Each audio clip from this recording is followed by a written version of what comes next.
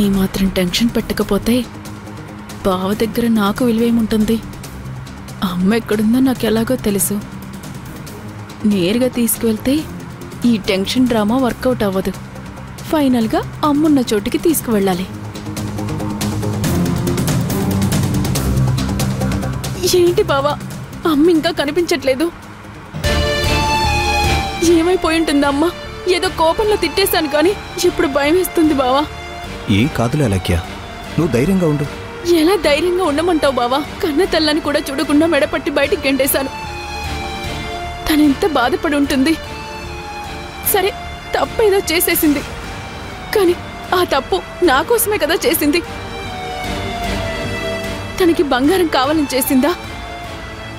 అవతల చిన్న కోడలికి బంగారం తీసిస్తున్నారు, నా కూతురి మెడలో ఏం లేకుండా తిరగాల్సి వస్తుందనే కదా తల్లి ప్రేమతో తప్పు చేసింది. నేనే పిచ్చిదాన్ని. అమ్మ ప్రేమను అర్థం చేసుకోకుండా నానా మాటలు అనేశాను. కర్మ. అలక్య, ఊరుకో, ఏం కాదు. ఎక్కడో చోటు ఉంటారు, వెతుకుతున్నాం కదా. అమ్మ కనిపిస్తుందని నాకు నమ్మకం లేదు బావా. ఏ తల్లైనా కన్న బిడ్డ మెడపట్టి గెంటేస్తే తట్టుకోగలుగుతుందా?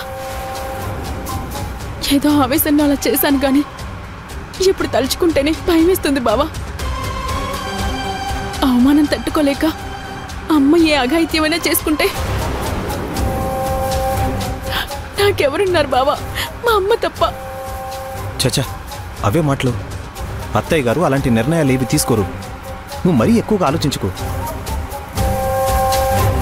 తల్లి ప్రేమతో తప్పు చేసిందని నువ్వు అర్థం చేసుకున్నట్టే తనకు చెడ్డ పేరు వస్తుందన్న కోపంతోనే నువ్వు అలా మాట్లాడుంటావని అత్తయ్య గారు కూడా అర్థం చేసుకోరా ఏంటి? లేదు బావా, మా అమ్మ అంత తెలివిగలది కాదు. మా అమ్మ అమాయకురాలు. అమాయకురాలు కాబట్టే కదా దొంగతనం చేసైనా నా మొహంలో ఆనందం చూడాలనుకుంది. సర్లే, నువ్వేడవకు, ఏం కాదు, ఆవిడ కనిపిస్తారులే. ఏమో బావా, ఇందాక నుంచి వెతుకుతున్నాం, ఎక్కడా కనిపించట్లేదు. మా అమ్మని మళ్ళీ ప్రాణాలతో చూస్తానన్న నమ్మకం క్షణ క్షణానికి తగ్గిపోతుంది బావా. భగవంతుడా, మా అమ్మకేం కాకుండా చూడు. ఆవేశంలో నువ్వు తప్పు చేసావు కదా అని అత్తయ్య గారు కూడా అదే తప్పు చేయరు. పెద్దావిడ, ఆవిడికి మాత్రం నువ్వు తప్ప ఎవరన్నారు? నిన్ను వదిలిపెట్టి పోవాలనే నిర్ణయం ఎందుకు తీసుకుంటారు? కాకపోతే నువ్వు చేసిన పనికి బాధపడుతూ ఎక్కడో చోటు ఉండుంటారులే. సరిగ్గా వెతికితే సాయంత్రం లోపు దొరుకుతారు. నీ మాటలు వింటుంటే కాస్త ధైర్యంగా ఉంది బావా.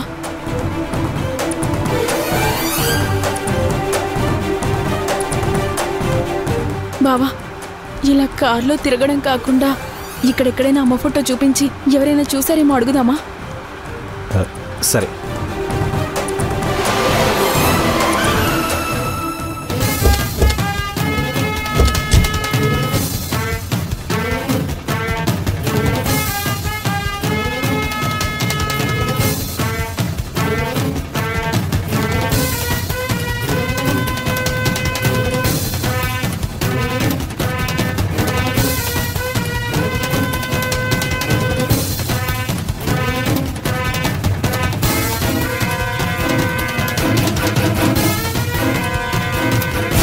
ఏంటి బావా, ఇక్కడ కూడా లేదు.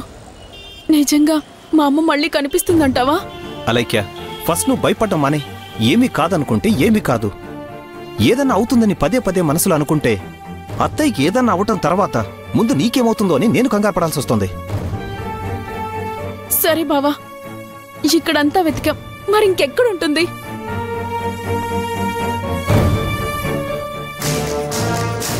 చాలు, పొద్దున్నుంచి ఇప్పటిదాకా వెతికించా. అనవసరంగా ఇక తిరగడం ఎందుకు? అమ్మ ఉన్న ప్లేస్కి తీసుకువెళ్తే సరిపోద్ది. బావా, ఇక్కడంతా వెతికాం కదా, ఈ పక్కన ఇంకో ఏరియా ఉంటుంది, అక్కడికి వెళ్ళి వెతుకుదామా? వెళ్దాం, పద. పద.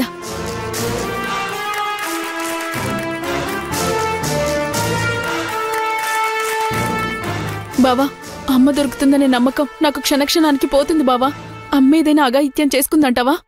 అలాంటిదేమీ జరగదు అలైక్య, నువ్వు అనవసరంగా కంగారు పడకు. నిన్ను వదిలిపెట్టేసి మీ అమ్మ మాత్రం ఎక్కడికి వెళ్తుంది? నీకు మాత్రం ఎవరున్నారు చెప్పు? ఆవిడ ఏమైనా అఘాయిత్యం చేసుకునే ముందు ఆ మాత్రం ఆలోచించుకోలేరా? అత్తయ్య గారికి ఏమీ కాదు, మనకు కనిపిస్తుంది. నాకు ఆ నమ్మకం ఉంది. పద వెతుకుదాం.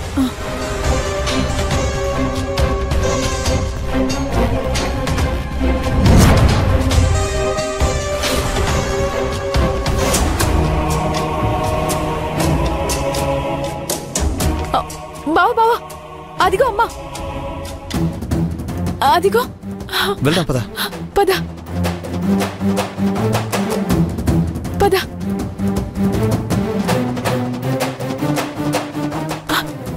అమ్మా, ఆగండి. ఎక్కడికి వెళ్తున్నారు? మమ్మల్ని చూసి కూడా ఎందుకు వెళ్ళిపోతున్నారు? అసలు ఇక్కడికొచ్చి ఇలాంటి పని చేయాల్సిన కర్మ ఏంటి మీకు? ఇంత జరిగిన తర్వాత నా మొహం నీకెలా చూపించాలి రాఘవా? అంతా నా కర్మ. నా జాతకమే ఇలా తగలడింది. ఇన్నేళ్లు నువ్వు పెంచుకుంటూ వచ్చిన పరువు ప్రతిష్టల్ని నేను దొంగతనం చేసి ఒక్కసారిగా పోగొట్టాను. నిజానికి నాలాంటిది ఎప్పుడో చచ్చిపోవాలి. కానీ నా కూతురు గుర్తొచ్చి చావు దాకా వెళ్ళి ఆగిపోయాను. అలా అని మళ్ళీ నేను ఆ ఇంటికొచ్చి మీ అందరికీ నా మొహం చూపించలేక బతికినన్నాళ్ళు ఇలా బతికేద్దామని ఇక్కడికొచ్చి అయ్యగారిని పని అడిగాను. మహానుభావుడు అడిగిన వెంటనే పనిచ్చాడు. అత్తయ్య, జరిగిందేదో జరిగిపోయింది. మీ తప్పు మీరు తెలుసుకున్నారు. అది కూడా మీరు తప్పక చేశారని నేను అనుకుంటున్నాను. కాబట్టి మన ఇంటికి వెళ్దాం పదండి.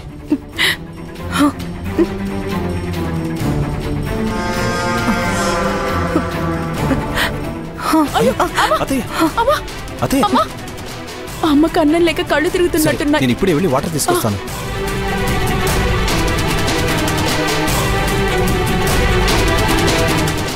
నువ్వు సూపర్ అమ్మా. నేను నటించమంటే నువ్వు నిజంగా జీవిస్తున్నావు. బావ నిన్ను ఖచ్చితంగా నమ్మేశాడు. ఇంకా హరిప్రసాద్ మీద కోపం వచ్చేలా 4 డైలాగులు వై. ఆ తర్వాత సరే అని అప్పుడు ఇంటికి రా. అర్థమైందా? అర్థమైందే. అమ్మా, బావ వస్తున్నారు. అత్తయ్య, అమ్మా, నీళ్ళు తాగమ్మా. తాగు.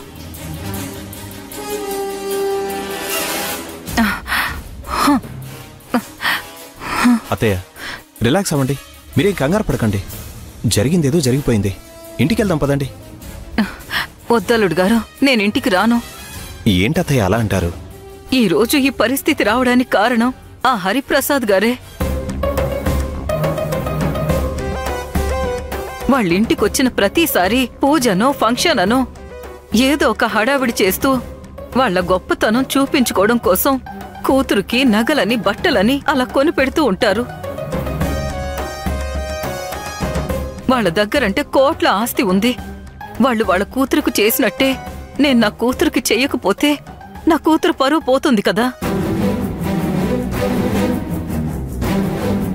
ఆ ఉద్దేశంతోనే నేను ఈ తప్పు చేశాను. ఇప్పటికే చేసిన తప్పుకి ప్రాయశ్చిత్తం ఎలా చేసుకోవాలో అర్థం కాక నాలో నేనే ప్రతి క్షణం చస్తూ బతుకుతున్నాను. అలాంటిది ప్రతిసారి పండగలని పబ్బాలని వాళ్ళు వస్తూ పోతూ ఉంటే నా కూతురికి పెట్టుకోవడానికి నా దగ్గరైతే రూపాయి ఆదాయం కూడా లేదు. అందుకే నా కూతురికి ఎప్పుడైనా పుట్టింటి తరపున ఒక్క చీర పెట్టడానికైనా 4 డబ్బులుంటాయని ఈ పనిలో కుదిరాను. అలాంటి అవసరం ఇక మీదట ఉండదు అత్తయ్య. ఏమున్నా నేను చూసుకుంటాను. అలాగే ఏం కావాలన్నా నేను చూసుకుంటాను. ఆ హరిప్రసాద్ వాళ్ళ గురించి మర్చిపోండి. ఇకపై ఏం చేయాలో నేను చూసుకుంటాను. నేను ఆలోచిస్తాను. మీ ఇద్దరికీ తోడుగా నేను నిలబడతాను. నీ మీద నాకు ఆ నమ్మకం ఉంది బాబు. కానీ నేనిప్పుడు ఆ ఇంటికి వస్తే అందరూ నన్ను చులకనగా చూస్తారు, ఒక దొంగగా చూస్తారు. ఆ చూపులు నేను భరించలేను. నాకు తెలిసి నేను ఆ ఇంటికి దూరంగా ఉండడమే మంచిదని నాకు అనిపిస్తుంది. మీరిక్కడ కష్టపడుతూ ఉంటే అలైక్య అక్కడ సంతోషంగా ఉంటుందని మీరెలా అనుకుంటున్నారు? తనకి మీరంటే ప్రాణం. మీరింట్లో నుంచి వెళ్ళిపోయిన క్షణం నుండి ప్రతి క్షణం మీకేమవుతుందో అని, మీరేమైనా అఘాయిత్యం చేసుకుంటారేమోనని ఎంత భయపడిందో నాకు తెలుసు.